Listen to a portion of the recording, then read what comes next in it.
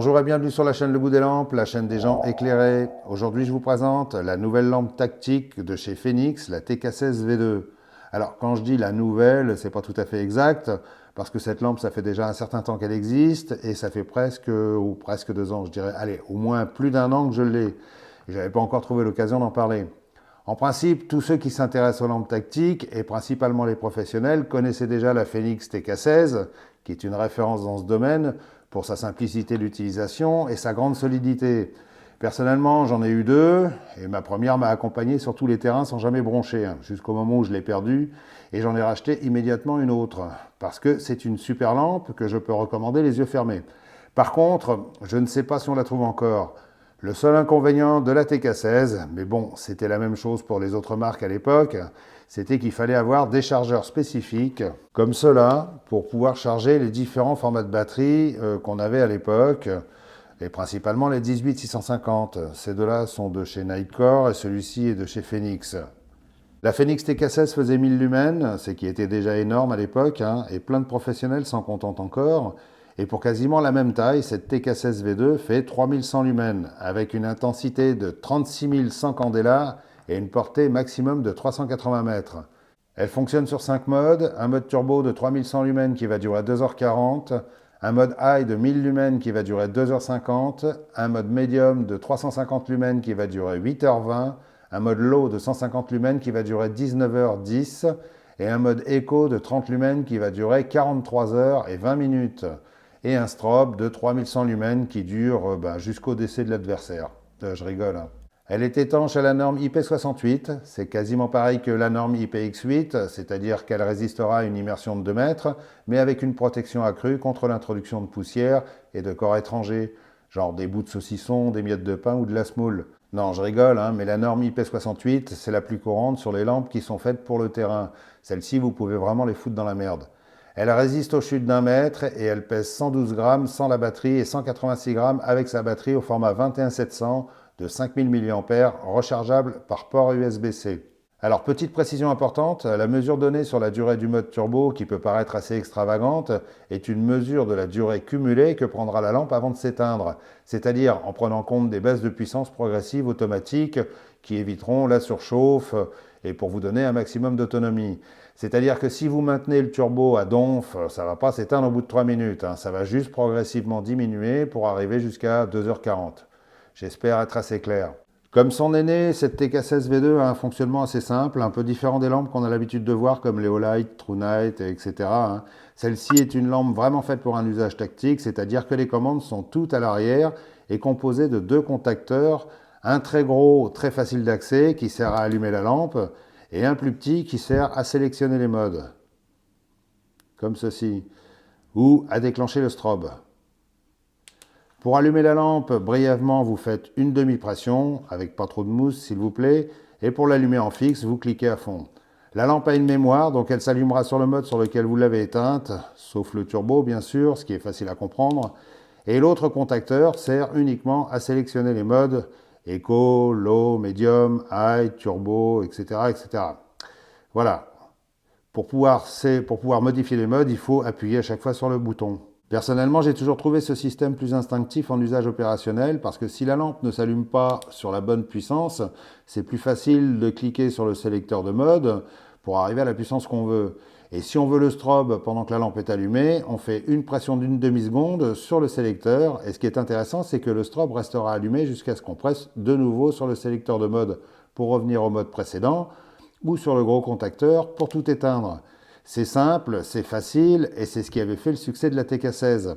Et je ne veux pas m'avancer, mais je crois bien que ce système à double contacteur a été lancé par Phoenix et ensuite repris par des marques comme Nightcore, Clarus et quelques autres. Vous me reprendrez si je me trompe. La prise en main de cette V2 est bonne. Si on a besoin de s'en servir pour frapper quelque chose, ou quelque chose au choix, ça ne risquera pas de glisser. La TK16 première génération avait ce qu'on appelle un anneau tactique, c'est-à-dire une bague métallique qui permettait d'assurer sa prise en main pour frapper, de tenir la lampe en mode seringue, ce qui peut être utile dans certains cas, et d'éviter à la lampe de rouler si on la pose sur le capot de la Jeep pour lire une carte.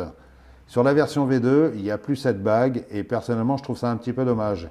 Ça rendait bien service. Chez Olight, par exemple, sur la Warrior X Pro, ils fournissent un anneau en métal et un anneau en gomme.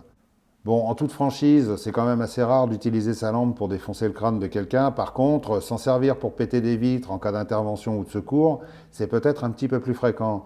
Et pour ça, Phoenix a doté cette V2 de petites billes au tungstène incrustées dans la couronne dentelée. Les finitions sont très bonnes, comme toujours chez Phoenix. C'est du solide, fait pour encaisser la vie sur le terrain. Phoenix est une marque qui a longtemps été leader dans les lampes tactiques et loisirs et qui s'est un petit peu laissé distancer par des marques émergentes comme Olight, Surefire, Streamlight, etc., etc. Mais ils ont toujours continué leur petit bonhomme de chemin sans faire trop de bruit, presque discrètement. Bon, c'est sûr, c'est pas Olight, hein. D'ailleurs, quand on regarde le packaging des Phoenix, c'est du basique de chez basique, hein. Et ils s'emmerdent pas avec des super boîtes bien présentées comme des iPhones. Elles sont en général sous blister, accrochées sur des présentoirs comme des produits de consommation classiques, hein. Ça fait pas trop rêver, mais bon, les pros s'en foutent un peu de l'emballage, hein. Ce qu'ils veulent, c'est du solide et du fiable. Cette V2 est fournie avec un étui en toile assez sommaire, son câble de chargement, une dragonne, deux joints de rechange et une notice en plusieurs langues assez bien expliquée. Alors bien sûr, j'ai fait des tests comparatifs entre la TK16 première génération et la V2, et bien sûr, entre 1000 lumens et 3200 lumens, il y a quand même une bonne différence, hein. Ça se voit quand même assez bien à la cam, mais encore plus en réel, surtout sur les puissances les plus élevées. Même si on est sur le même genre d'optique classique, composé d'un cône assez profond, protégé par une vitre de bonne qualité, je trouve que le faisceau de la V2 est plus agréable à l'œil. Le point chaud, c'est-à-dire la partie centrale, est moins concentré que sur la TK16. Le halo tout autour a des bords moins marqués et la lumière est légèrement moins blanche et bien plus agréable pour les yeux. Bon, c'est une lampe avant tout tactique, donc dans ce genre de situation, on se fout un peu d'avoir des faisceaux avec des contours doux et des lumières qui reposent les yeux, hein. Ce qu'on cherche avant tout, c'est un éclairage bien puissant et concentré au centre et qui porte assez loin, avec un halo pas trop violent autour pour éclairer ce qui se passe sur les côtés sans aveugler les copains. Et pour ça, cette V2 remplit très bien son rôle. Le strobe est à fréquence variable, comme sur la TK16, et si mes souvenirs sont bons, c'est Phoenix qui avait introduit ce procédé pour empêcher les yeux des méchants de s'accoutumer au strobe à fréquence unique. Parce que passé les 3 premières secondes d'aveuglement et de sidération, les yeux finissent par s'accoutumer, surtout si au cours d'une opération on active le strobe souvent. Donc ils ont inventé le strobe à fréquence variable.